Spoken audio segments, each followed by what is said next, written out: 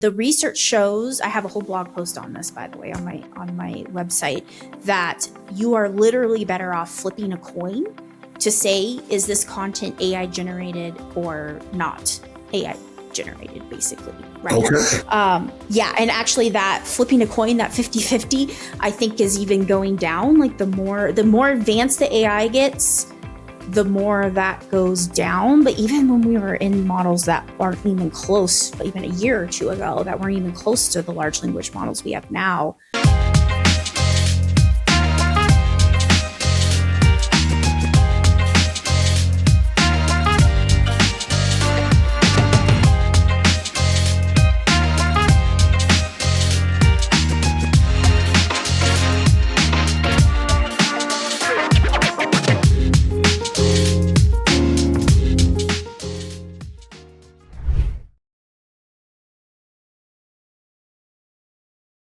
Our guest today, Lindy Hockenbary, is an EdTech expert and leading advocate for AI literacy. For nearly 2 decades, she has worked at the intersection of instruction and innovation, giving her a crucial 360-degree perspective. A former classroom teacher, Lindy has trained thousands of educators, advised school districts on instructional transformation, and consulted with EdTech companies to ensure their tools are practical. Lindy challenges the status quo. She believes digital citizenship and AI literacy are not optional extras, but are core components of modern learning. Please welcome Lindy Hockenbary to the show. Thanks for having me, Timothy. It's a pleasure. No worries, no worries. I can't wait to dig in or dive into our conversation. I love that you believe that AI literacy and digital citizenship are not optional. And I feel like right now, even with as much tech as we've infused into the curriculum and into instruction, I feel like there's still a, I guess, civil war, if you will, among teachers. Civil war is correct. And not just among teachers, but among society. There's a lot of opinions out there. There's a lot of misinformation in those opinions out there. Yeah. Both in there, and not to mention, there's misinformation within people that work for districts and schools, as well as those that have never stepped foot in a classroom or worked for a school as well. So yeah, civil war. I love that description. Is a good way. Right. And usually the people that have never stepped foot in a school have the loudest and the strongest opinions. That's been my experience. 100%. So, having lived at the intersection of education and emerging technology, I was going to say, what is the single biggest myth? But I'm not going to do that. I'm not going to, contain you like that. What are some myths that you currently hear about AI in K-12 schools? Oh my gosh. Well, okay. So let me just start with the myth about technology in general in schools. And when we talk about instructional technology and using tech as a learning tool, which is my wheelhouse, the myth and part of the Civil War is that we've gotten it right and it's not working. That's a little bit of an irony there. And what I mean by that is like, we've done it right so far and we've done the best that we could to try to use technology and leverage its ability to help with learning, and it's not working. So we just need to like throw it out the window and go back to paper and pencil. Like that's not the case at all. Like we haven't even scratched the surface or come close. In most cases, there are always pockets of success, right? To actually leveraging the technology in a way that is powerful. And part of that is because it involves pedagogical shifts for teachers, and we haven't given them the time, the training, the space, the curriculum to really figure it out and make it happen. So I would say like that's myth number one that is now trickling into really answering your question, which is like, what is the myth around AI? One of the things that I try to do in my work in general is combat misinformation with education. And by we've done ourselves, and I am 100% guilty of it, by the way, by throwing out the word AI, we've done ourselves a disservice of like lumping this very broad technology under one umbrella when there's really like lots of different umbrellas. Yes. AI's been around for literally decades. Since the late 1950s is when the term artificial intelligence was coined by MIT. We have been, if you worked for a company, a business and industry, you've likely been using AI since like the 80s. I always like to say I'm an elder millennial. I'm right on the line of elder millennial. I could be a zennial. So I'm like right on the line of a millennial and a Gen X. And I always say my generation was one of the first to use AI as kids. And that was via spell check in Microsoft Word, most likely was the tool that we were using when we were kids that had AI. That was a very predictive based AI. And that's what we had for a long time. And it was starting to get more and more advanced. And then bam, we just hit the 3-year anniversary of ChatGPT being released. Everybody also thinks that that was like the beginning of generative AI, and that's not true at all. So generative AI is very different than predictive AI, right? And generative AI had been around for also decades. I had been using tools that had been embedding the GPT models into their tools for a while. I always tell people I'd bought this tool called QuickWrite, and I think about how much I paid for that tool in like, well, let's see, November of 2022 is when ChatGPT was released. This would have been like end of 20, maybe a year before that, 2021. Right. I bought this tool called QuickWrite. I paid a good chunk of money for it because I was like, oh man, this is awesome. Like I'm all about getting free content out to teachers as much as possible. I'm like, it could help me get my blog posts out faster, get more content to teachers, right? That was generative AI. It was the GPT likely 2 or 3 model that was embedded within the QuickWrite tool. ChatGPT was just released and made it free and accessible to anyone with a device and internet now had access to generative AI. Now we're starting to see agentic AI, and I could go conversational AI is becoming much more common and much more advanced. So the way, like by just saying AI, we're not framing the conversation correctly. We need to educate people about different types of AI. And when it comes to using AI in education, there's different conversations and different policies for those different types. One more thing. This was a lengthy answer. I know. A big loaded question with a lengthy answer this is a perfect example. 3 years ago, when ChatGPT was released, we had schools AI policies, right? Which you should. Your school should have an AI policy 100%. But a lot of them at that point, their policy just said no AI use. Teachers can't use AI. Well, not always teachers, but students can't use AI. Sometimes it does say teachers can't use AI either. Now I'm working to educate those schools and districts and say, guess what? Like now every single digital tool out there, and really even at that point, leverages AI within it, whether you know it or not, that it's there. So by saying no AI use, you are effectively saying no digital tools of any kind use. Absolutely. Absolutely. I couldn't agree more. And I appreciate the education that you've just given me on saying AI is a little bit too broad and I need to expand my knowledge and learn more about, generative AI versus predictive AI versus conversational. And I think you even said agentic AI and I'm pretty sure there's even more that I don't even know about. I know that's one thing with me. It's interesting is that teachers the teachers that are so against AI, but yet have it implemented in every other aspect of their life. And I'm like, do you not realize that it's implemented in other aspects of your life, or are you just choosing to turn a blind eye to it? I think both. I think there's a lack of education and realizing that. I'll ask teacher, I'm like, do you have I can't say it because there's one in the corner of the room, an ALEXA at home, right? Okay. Or I can say this one, do you have a Hey Google device at home? Right. And they're like, oh, yeah, I've had that for years. I'm like, right. That's AI. It's a type of conversational 100%. AI. Right. And 100%. They're like, what? Like, what did you think it was? Well, I just thought it was like a Google search. No. Right. No, for sure. For sure. And it's that hits on one of my other pet peeves of it feels like we want to evolve or we are accepting of evolving in all these industries but education, we still want to keep that back to caveman times for some reason. I'm not sure why. It's so ironic.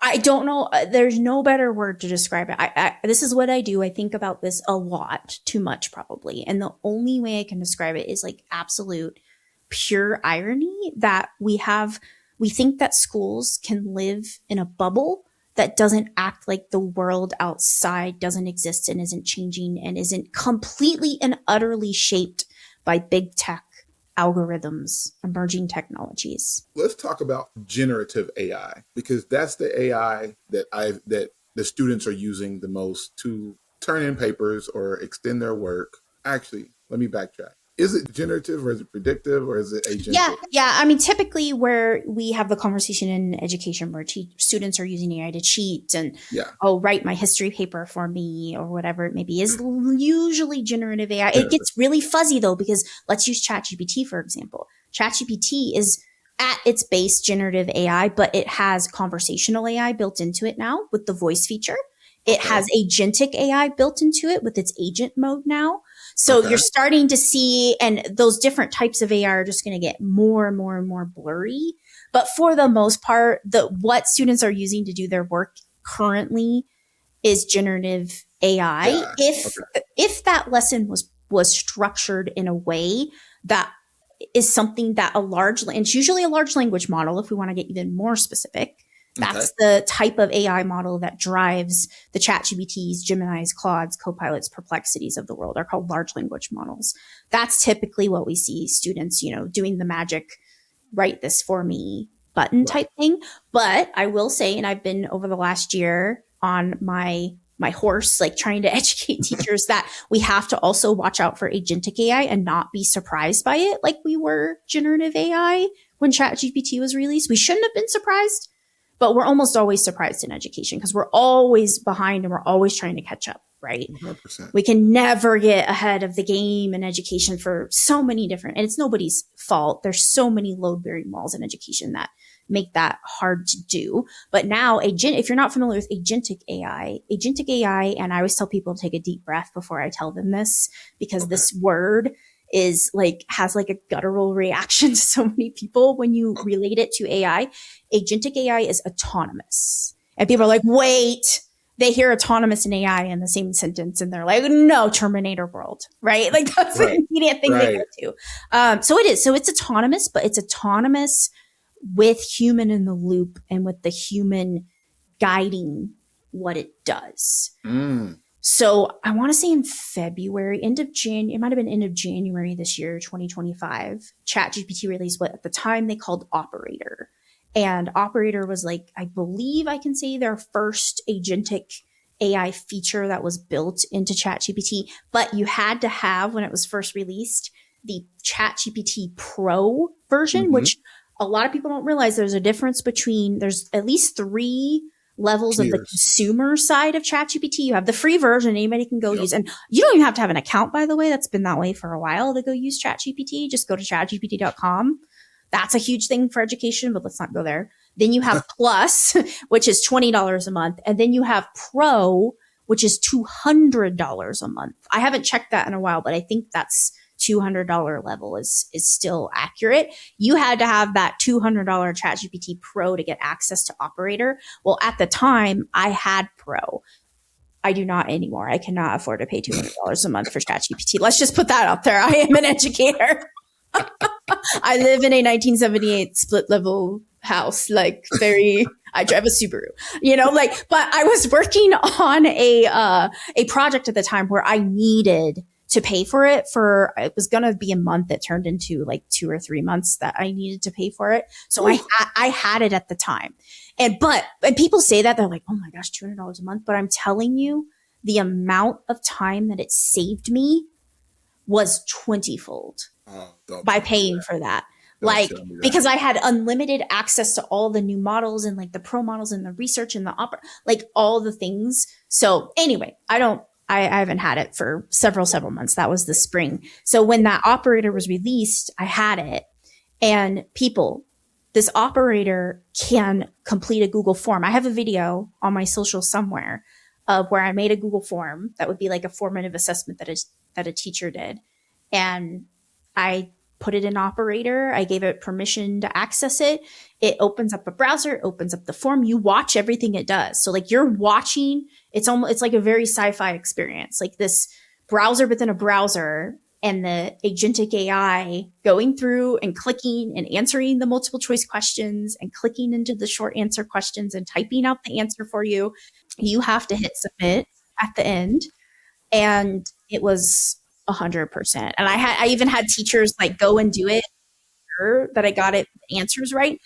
There was one answer where you could have debated whether it was correct or not, but it was kind of one of those interpretation things of how the question was worded.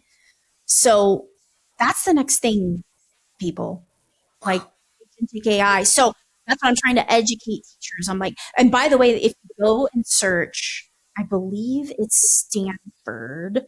Stanford had a Canvas course that these people that had access to it used that operator to have it complete the Stanford Canvas course. And that was rotating around. I shared it on my socials too. It was rotating around social media last spring. So that's where we're going. Like, we're not, if we don't change how education is structured currently, how we're structuring assessments, if we're creating assessments in a certain way, it's now going to be beyond like the student put a prompt into ChatGPT and copied and pasted the answer. It's going to be the student had an AI complete their Google form assessment. This is going to be another multi-layered question. So first layer, what is the model or what is the system or what type of AI are the AI checkers using? The content detectors. Yeah. Great question. Like, what type of AI? I would guess. I asked that because some of them are good and some of them are horrible. Well, actually, I would argue that none of them are good. And I argue that, and this is not an IMO. This is not in my opinion. This is backed by research. Okay. So, and just to make sure everybody knows what we're talking about, like these content detectors where let's say you have your students write an essay for their assignment and you get one back and you're like, you just know the student is using vocabulary they don't have, or like you've seen their writing before and this is a significant improvement or maybe not even improvement, but a change.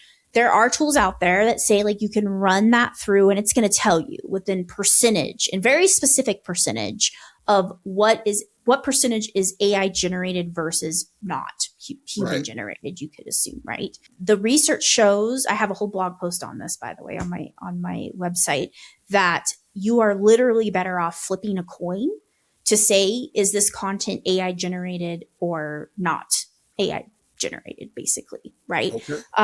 Yeah. And actually that flipping a coin, that 50-50, I think is even going down. Like the more advanced the AI gets, the more that goes down. But even when we were in models that aren't even close, even a year or two ago, that weren't even close to the large language models we have now, that was still the case, that you're better off flipping a coin. But so that number one, like I feel like that should stop teachers from using it, but it doesn't. So then the research goes further and says that they're actually really biased towards both neurodivergent learners who English is not their native language. Because think about it.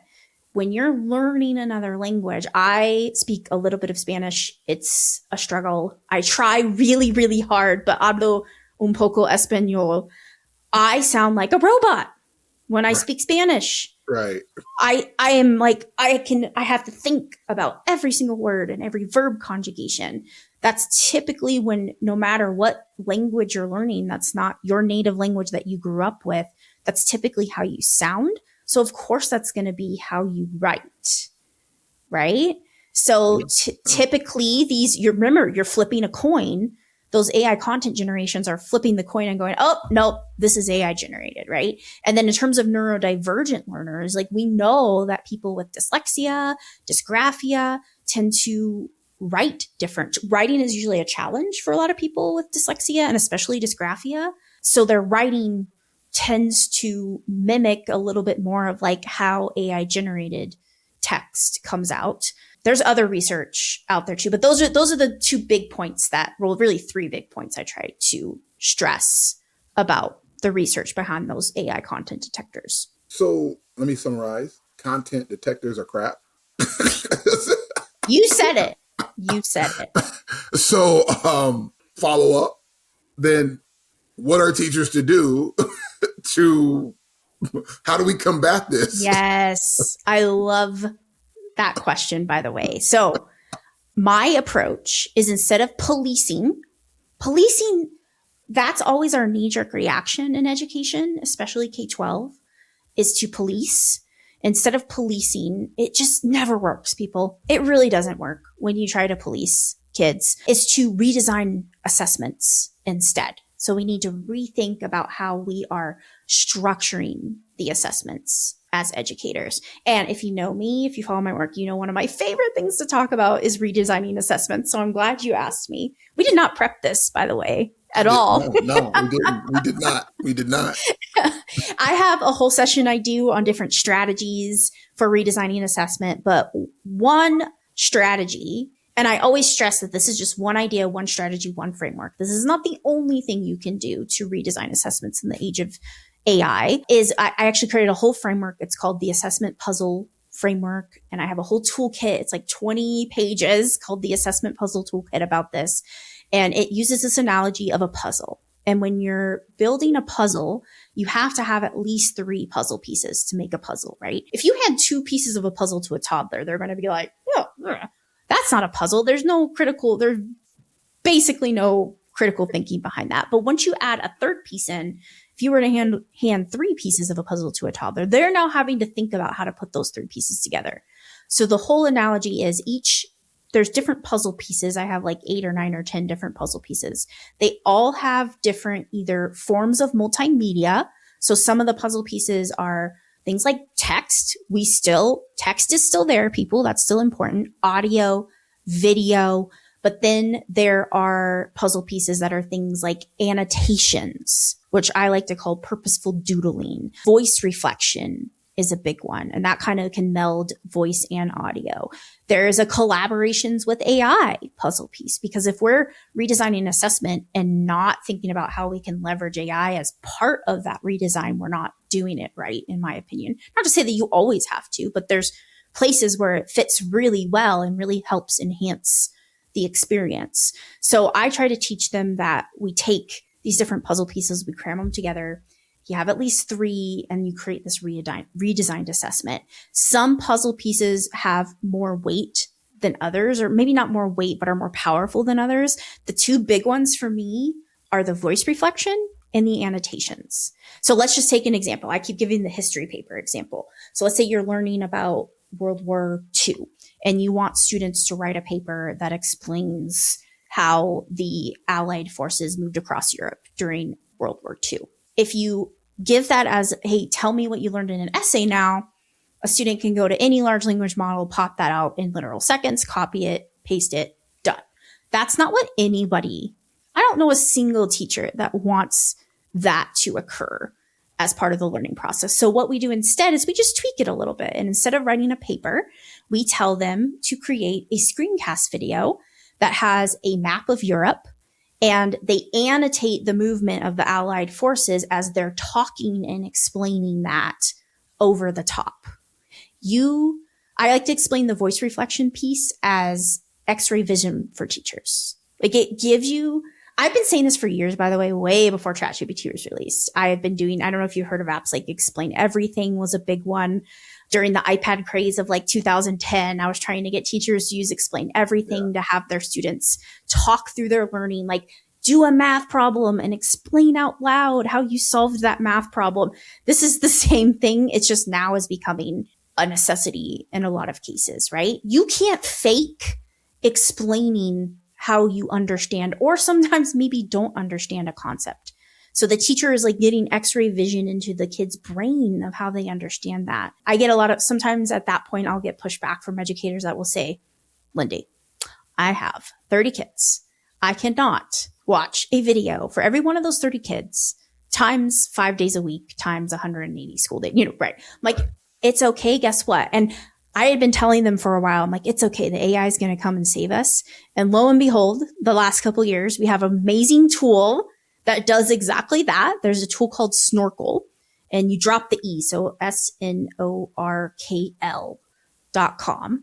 And it is like the new Explain Everything. So it's like a whiteboard. The teacher sets up the assignment. So you could set it up in our example where there's a map of Europe. You send it out to students. They do their annotations. They talk over the top. So you're hearing their voice explaining it.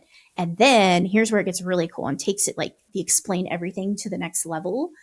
once they hit submit, the AI, and the teacher gets to structure this feedback however they want, by the way. The AI reviews it and gives the student immediate feedback and tells them, yes, you really hit these learning goals and these points and you got this right. Or, hey, I'm not sure you got this concept completely right. This was inaccurate. I think you need to expand on this. The student can hit re-record if they want. They can do it again. And then whenever they're done, they hit submit. It goes to the teacher. The teacher can view it if they want, but if you don't have time to review all 30 of your kids, if you're a high school teacher, all 150 of your kids' videos, the AI gives you this amazing teacher dashboard that has summaries of all of them. So yeah, that's just one example. There's a lot of other tools out there. My toolkit has 2 pages that just talk about classroom friendly tools that you could use for these different types of assessments, and has, I think, 35 to 40 different examples in there of just different redesigned, slightly redesigned assessments with this assessment puzzle framework idea. Man, it's like we planned this, because I was just gonna say, hopefully you got some type of resource to give me some sort of example or something, because I'm 20 tracking. pages, Timothy, not just a resource, 20 pages. I got it, because I'm tracking and I'm following, but I'm like, I need something. This is a lot to unpack. I need some resources. It is a lot. I personally am definitely going to look at your toolkit, and I'm definitely going to check out Snorkel for myself. I came into education late in the game, and Yeah. I think one of my blessings with that, or advantages with that, is even though I'm the same age, because I say I'm a Gen X. I refuse to say I'm a millennial, but technically I was the year where I was the cutoff. I was the cutoff. But even though I'm the same age as some of these teachers that have been doing it for 20 plus years, I don't have that experience. And I will say, not to be disrespectful to them, but I've noticed that in my workings or dealings with them, some of those that have had 20 plus years, they're a little bit more closed off to new strategies, new methods, new technology, and all that. And I'm a little bit more open-minded, even though we're the same age or we're born the same year. Yeah. And so I'm definitely going to take advantage and just kind of look into Snorkel and see what that's about, and look into your toolkit and, and see what that's about as well. Because I like how you said we have to think about how we do assessments, because AI is not going anywhere. It's not going anywhere. It's just going to get better and evolve even more. And if we want to stay, belligerent and not hop on that wave, then you're going to get left behind.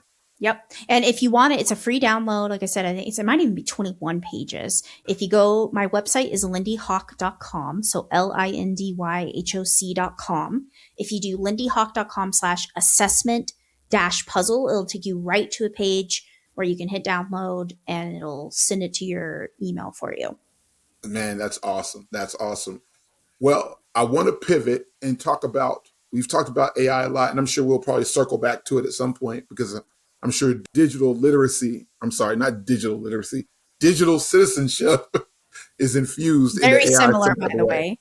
Very similar. Digital literacy and digital citizenship, you could say, are fused together. Yeah. Got you. So with that said, I always want, anytime we introduce a term, even if it's a term that has been around or people have heard, I like to always define it in the context of this conversation. So if you could, for me, Lindy, define digital citizenship. Yes. Okay. So there is a concept called information literacy, and you could think of it as umbrella. I actually like to think of it kind of like a tree, and you have all these different branches of the tree that come off. And one branch of the information literacy tree is this idea of digital citizenship, and that term has been out there quite a while in education. This idea of we need to teach people how to be, just like we talk about being a good member of society, you need to be a good member of society in the digital spaces. So I know if you're on any sort of social media channel, you've seen even if you do a Google search and you come up with a Reddit thread, you've seen the things that people post online. They are not always kind. They are often, unfortunately, sometimes the opposite of kind. Those would be examples of people that have not been taught to have good digital citizenship, right? So it's like this idea of knowing how to be a good member of society online, but then it goes as far as like understanding cybersecurity. Why do you need to have secure passwords? Never give your passwords to other people. I take it even further than a lot of people take digital citizenship. And I like to teach them about algorithms and how algorithms have, like, we live in a world of algorithms. And if you're on any social platform, that social platform is driven by an algorithm, which changes all the time. But in general, those algorithms are built to show you what you engage with, which tends to then show you what you want to hear, and understanding the effect that it has on us as a member of society to see these very filtered algorithms that only show you, for example, during election cycles, they only show you the stuff that's pro the candidate or the one side or another that you're on, right? So that's all part of this digital citizenship idea. Now, I am taking it a step further and I am making the argument that we no longer have what is just digital citizenship. We have just citizenship because we live in a world of algorithms and big tech controls every part of our life, unfortunately, and literally owns the world. So, and now with AI, especially generative AI, what used to be purely digital and you had to be on a screen to see comments from a social feed or whatever it may be is now getting super blended. I like to use the example of text to image generation with AI, right? Where you can give the AI a prompt. It creates oftentimes like the new Google's nano banana model. Have you used it yet? Is Yes, like, I have. I it's have. their new image generation model is like out of control, and things that have typically been tells for text to image generation, like text being weird, is not the case. Like Nano Banana, I just love seeing that, by the way, can make these infographics. If you use Notebook LM, it's built into Notebook LM, and now you can generate these infographics within it. It's crazy. So anyway, getting back to my point, it's getting very, very advanced. So now let's imagine you're driving down a highway in interstate and you're a kid in the back of your parents' car and you're looking at the billboards. You now don't know if that billboard is a picture that was created by a camera taken by a human being or if it was created by an AI. That's not digital. That's just being a member of society. That's just citizenship. So I'm really making a push that we need to go back to civics education, and civics education needs to include what we have often called digital citizenship, and it needs to be all immersed. Because think about it. When you're learning civics, you're learning how to vote and how the government works and all of those things. Algorithms have this has been proven, this is not an IMO, about the effect of algorithms from social media on our decisions and how we vote. We can't separate those two subjects out anymore. They have to be intertwined. That makes complete sense because, as you just said, algorithms and technology are so entwined within our lives now. You can't separate them. So that makes complete sense. That makes complete sense. And it's really hard to get away from it as a human being. I live in Montana, so I always joke that if anybody can like exit society, it's someone in like Montana or Alaska. Right. We have some very famous examples of it in Montana. If you do any research about people that tried to like exit from society, and let's just spoiler alert, it didn't go well for any of them. So like you can, if you really just want to be like, nope, I am exiting society. I am no longer going to be a member. There are people that still have no social media accounts. I know them. I have friends that just have no social media accounts whatsoever. But that is very, very, very, very, very rare. And honestly, very hard to do, especially depending upon what you do for a living. Yes. Yes. I've tried to just do a little detox and like no social media for 3 months. And I meant it. I was serious about it. And just the way the world is, I had to, you know what I'm saying? I had to check something or do something or even if it's no social media, I had to connect to the internet for something. And it was just like, I mean, yeah. For your mental health, likely, right? Well, yeah, probably that too. So I always ask this question towards the interview, what I'm about to ask, and I do it intentionally this way, is tell us more about you as a person and when did the love, I mean, because we know what your resume says, the research you've done and what you're an advocate for, what really fostered that love for education technology?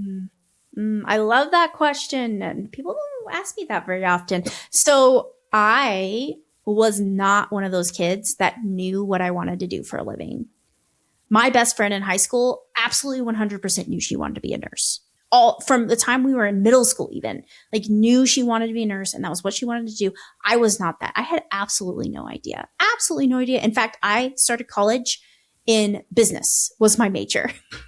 I think I might have even like explored health administration. Is it called health administration at one I point? Now believe I think so. about, I'm like, that is so opposite me and my personality. Like, so that just shows you absolutely no idea. So I came to education, not slow. I ended up changing my major in my second year of college to education. And I have literally never looked back.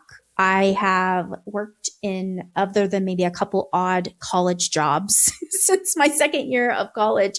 I have always worked in education. And fun fact, when I was in college, even my first year before I was an education major, my work study job was working in the certification and field experience office in the College of Education at There you Montana go. State University, just There you totally go. randomly. And maybe that's part of what influenced me to go into education, really, because I was Oh, yeah. helping place student teachers and helping making sure once they graduated, their licensure got sent to the state of Montana to get their licenses, all of that kind of stuff. So literally, like other than a few odd jobs, I've spent my entire adulthood working in education. And to get to answer your question of where did the tech part come in there, I taught career and tech education. So CTE is what it's called in the US. I taught business education and family consumer sciences. And when I taught business, if you're not familiar with business education in the US, it can be very tech heavy. It can be very businessy. So like I had one accounting class, for example, or you might have a marketing and entrepreneurship class or a mix of both.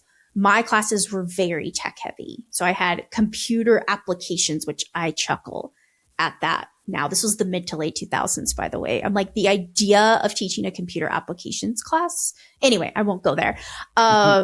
So my classroom was literally a computer lab.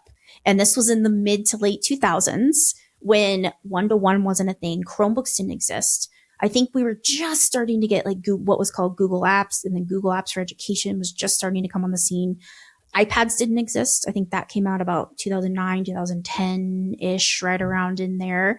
So I always had a one-to-one environment because my classroom was literally a computer lab. Every kid, and I taught in a really tiny rural Montana school with a tiny little classroom. And this was literally like the big old towers and the deep monitors. This was before even flat monitors existed. So they literally 25 computers took up my whole classroom. My classroom was tech, like as tech as you can get. And so using technology as a learning tool always came natural to me.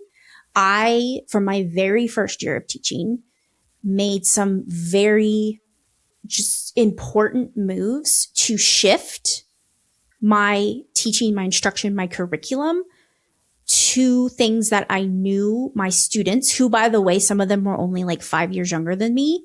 So I was very much an elder millennial. They were millennials, my high school students and my middle school students, just younger millennials, right? I knew, I was like, we don't need these typing books. Like typing's not even a thing. We keyboard. We keyboard now. We don't type, right? And did things like in accounting.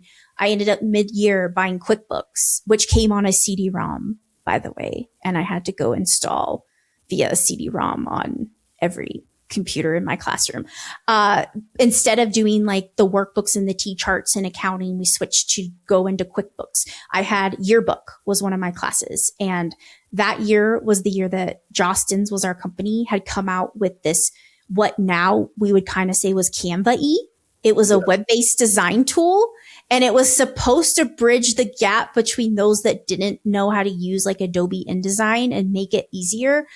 It was slow. It was buggy. I mean, nothing against Jostens. Sorry if you're affiliated with Jostens. This was rural Montana in the mid to late 2000s. It could have been our internet connection. The technology was super shoddy. And to finalize this story of what got me into tech, tiny little rural school in central Montana. The only tech support I had was we contracted out with a slightly larger school, which is still not very big. The whole town is like 5,000 people. This gives you an idea. Like the town I live in was like 400 people. Oh, wow. We contracted out with that school that was a larger school. And one of their IT tech people was supposed to come and be on site a day a week to help with tech stuff. And at that point, the only tech stuff was my classroom, which was the only tech access the middle school, high school had to technology. And then the elementary side of the building, the K-6 had a computer lab. And then I think me and one or two other teachers had smart boards in their classrooms at the time. Like that was like the only tech in the building. And we were lucky if we got that tech one day a month, not one day a week, one day a month. So I just had to figure stuff out on my own and stepping away from that. And I ended up accidentally leaving the classroom. My husband got into grad school and we moved and there were no teaching jobs. And I say that to people now and they're like, what? Amongst the teacher shortage? I'm like, this was during the economic crash. And I have very specific endorsements. So I ended up doing curriculum development and worked as a technology integration specialist, and all of those experience plus my classroom experience and that experience of only having once a month person to help me with my tech. I knew that especially rural educators, which are a lot in this country, you're hard pressed to get technical support like me, let alone instructional support. So that's literally what has crafted my entire career. That's where it started, was me having this desire to provide instructional technology support to teachers, especially those in smaller districts that may not even have a director of technology to help them with the tech side, let alone the instructional side of how do you actually use this as a learning tool. Man, that's amazing. That's amazing. So essentially, you saw a need, you saw something wasn't quite right, and you stepped up to the plate. I mean, you may not have thought about it like that in that moment, but yeah, definitely not. Definitely not. And but, I have seen just the cycle of technology from that to then the iPad craze of 2011. Then you had the Google, then it was Google. Then we really had the STEM, maker learning. So you get these like, yes. And I've ridden every single wave. I've been in schools literally all over the world, both in person and virtually. And I just have a very unique perspective on what works, what doesn't when it comes to technology because of that. So before we sign off here, this has been, you gave me more than what I bargained for. And I mean that in every sense of the phrase. Gave me food for thought for my practice, gave me food for thought for just how I look at things and how I shape things and how I use the term AI just, in general. And I'm hoping that you did the same for a lot of my listeners and viewers. Before we sign off, please, one more time, give us your website and give us any other information on how people can follow you on social media, or if an administrator of a school district is listening and wants to bring you in for a PD or call you to partner with you or figure something out, how they can, evolve technologically. How can they get in contact with you and do that? Absolutely. So my website is LindyHoc.com. Think of the Lindy Hop, like the dance. I always say, but don't ask me to do it. I don't know how to do it. But think of the Lindy Hop. I am the Lindy Hoc. So LindyHoc.com is my gateway to everything. So like I said, you'll find my assessment puzzle toolkit and framework on there. Links to my social media channels. At Lindy Hoc is most of my social handles if you want to just go search that way. I put out tons of free resources for educators on my blog. I'm starting a podcast called Make EdTech 100. Likely, actually, by the time this posts, that will be out in the world and you'll see that on my website. That is also the gateway if you are interested in engaging me, or honestly, just, you probably notice I love to talk this stuff and I can talk about this type of stuff all day. So even if you just want to reach out and pick my brain, you can send me a message on my website. Yeah, you can book a meeting with me on my website. That is the gateway to everything, LindyHoc.com. And I just have to say, Timothy, you are a special ed teacher, correct? I am. This is me. If you're not watching, if you're listening and not watching, I am bowing down because special ed teachers, you are just such a special breed. And I have utmost respect for every teacher, but just especially special ed teachers. And by the way, we didn't even get into what you can do with technology in terms of accessibility and inclusivity, but that's a huge part of my work, is helping neurodivergent learners have access and abilities that they weren't able to have without the technology. It's absolutely amazing. So, audience, y'all heard that. Lindy set herself up to come back, and I'm accepting. Yeah, seriously, I would love to do a whole episode just on how technology supports, and it's not just neurodivergent learners. No. It helps personalize learning, and we have a very unfortunate narrative going on. This comes back every few years, by the way, this narrative of it's not working, tech's not working, let's just get rid of devices out of classrooms. And right now, the current push is let's go back to computer labs. Mm-hmm. I know we're ending and I'm not going to go on my soapbox, but I will just tell you that that is not the way to go. That is fueled by so much misinformation. And a lot of my argument has to do with neurodivergent learners and why we can't do that. Not all, but a lot of my argument has to do with that. Man, we cannot wait to hear that argument, and we will. And I sincerely mean this. I was joking earlier, but I tried to put you in, try to get it, but I sincerely mean it. I would love for you to come back and let's do a whole episode on accessibility, inclusion, and technology. Yes. Obviously, with me being a special education teacher, that is a passion of mine as well. So let's definitely do it. But Lindy Hockenbary, it has been a delight. It has been a pleasure. It has been a joy. Thank you so much. Thank you.